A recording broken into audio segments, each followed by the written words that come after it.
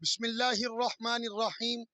اقرأ بسم ربک الذی خلق صدق اللہ العظیم۔ آج جامعہ فضیلت الشیخ و اہلیان یوسف پورہ عید کے دن سویڈن کے اندر جو سریعام قرآن پاک کی بے حرمتی کی گئی، قرآن پاک کو نظر آتش کیا گیا، معاذ اللہ، قرآن پاک کی بے حرمتی کر کے 57 مسلم ممالک کے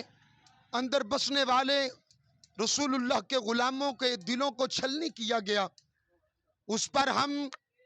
حکومت پاکستان سے مطالبہ کرتے ہیں کہ دنیا کے بدترین دہشت گرد اور شیطانی سوچ رکھنے والے اس بغیرت سویڈن کے کرندوں کو جنہوں نے ہمارے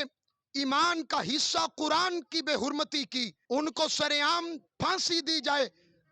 ان کو سرعام لٹکایا جائے، ان کو دنیا کے لیے عبرت کا نشان بنایا جائے، اور ملک پاکستان کو کم از کم اپنی اتنی تو غیرت دینی کا احساس دلوانا چاہیے کہ اپنے سفیر کو فی الفور واپس بلایا جائے اور ان کے سفیر کو ان کے ملک میں بھیج کر دنیا کو بتلا دو کہ ہم بھوکے تو رہ سکتے ہیں، ہم پیاسے تو رہ سکتے ہیں، ہم تمہارے اپنے اوپر ظلم کیے تو برداشت کر سکتے ہیں، لیکن اللہ کے قرآن کے ساتھ غداری نہیں کر سکتے، مدینے کے تاجدار کے ساتھ غداری نہیں کر سکتے۔ اگر تم لوگ باز نہ آئے، ابھی تو یہ چند حضور کے غلام نظر آ رہے ہیں، وہ وقت دور نہیں، اگر تم باز نہ آئے ہم تمہارے گھروں میں آ کر بتائیں گے کہ یاد رکھنا ہے قول محمد قول خدا، فرمان نہ بدلا جائے گا، ہے قول محمد قول خدا، فرمان نہ بدلا جائے گا، بدلے گا زمانہ لاکھ مگر قرآن نہ بدلا جائے گا۔ حرمت قرآن پر جان بھی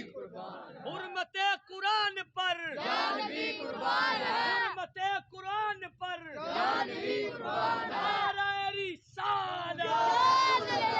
اور جب ان کا سفیر جائے گا دنیا کو یہ پیغام جائے گا، یہ مسلمان، یہ ایک خدا کو ماننے والے، یہ مصطفیٰ کا کلمہ پڑھنے والے، اوے سن لو، اپنی جان تو دے سکتے ہیں پر قرآن پر حرف نہیں آنے دیں گے۔ اوے سن لو، قرآن کل بھی روشن تھا، آج بھی روشن ہے، قیامت کی صبح تک چمکتا دھمکتا رہے گا۔ قرآن کی ایک ایک سطر روشن تھی، کل بھی روشن تھی، آج بھی روشن ہے۔ اوے قرآن کا وہ نور ہے، آج تو نے تو بے حرمتی کی، وہ وقت دور نہیں جب یہ قرآن کی شمع تیرے گھروں میں پھوٹتی نظر آئے گی، یہ قرآن تیرے گھروں میں بھی روشن ہوتا نظر آئے گا۔ آخر پہ ایک مرتبہ پھر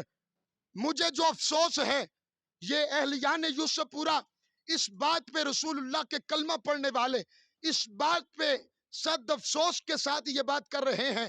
کہ ایک عام شہری بھی باہر نکلے، وہ بھی احتجاج کرے، اور ایک ملک کا وزیر اعظم، وزیر اعلیٰ اور صدر مملکت، تمامی احباب وہ بھی احتجاج کی کال دیں۔ بھائی یہ سمجھ نہیں آتا، آپ کے پاس عہدہ ہے، اگر عام بندہ بھی احتجاج کرے اور آپ بھی صرف زبان کے ساتھ احتجاج کریں تو پھر آپ کے عہدے کا کیا فائدہ جو قرآن کی حرمت کے لیے نہ حرکت میں آ سکے، جو رسول اللہ کے فرمان کے لیے حرکت میں نہ آ سکے۔ آؤ آج اپنے عہدے کا، آج اپنی جو آپ کی طاقت ہے اس کا استعمال کرو۔ انہوں نے سرکاری سطح پر اجازت دے کے قرآن کی بے حرمتی کی، تم سرکاری سطح پہ ان کا بائیکاٹ کر کے آج ان کو پیغام دو کہ ہم رسول اللہ کا کلمہ پڑھنے والے آپس میں ہمارے جھگڑے ہو سکتے ہیں، لیکن جب قرآن کا معاملہ آئے گا ہم سب ایک پلیٹ فارم پہ نظر آئیں گے۔ عظمت قرآن پر، حرمت قرآن پر، حرمت قرآن پر، تاجدار ختم نبوت،